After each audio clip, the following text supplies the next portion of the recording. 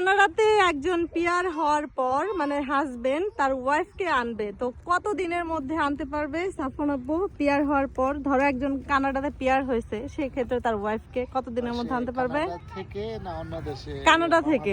Canada থেকে যে কোনো সময় অ্যাপ্লাই করতে পারবে। মোটামুটি কয় মাস লাগবে? যদি ডকুমেন্ট ঠিক থাকে, এটা ডিপেন্ড করে কোন দেশের উপরে।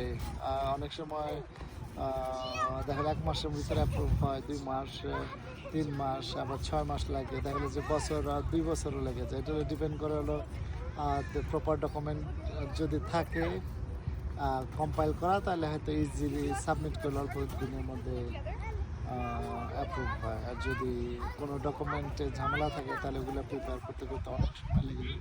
ও আসলে হচ্ছে মানে কবে অ্যাপ্লাই করবে, অ্যাপ্লাই করার পরে মানে ওটা যার মাধ্যমে করবে ওইটা ডিপেন্ড করবে, অফিসারের উপর ডিপেন্ড করবে। তো অবশ্যই উত্তরটা পেয়ে গিয়েছেন আপু। আল্লাহ হাফেজ।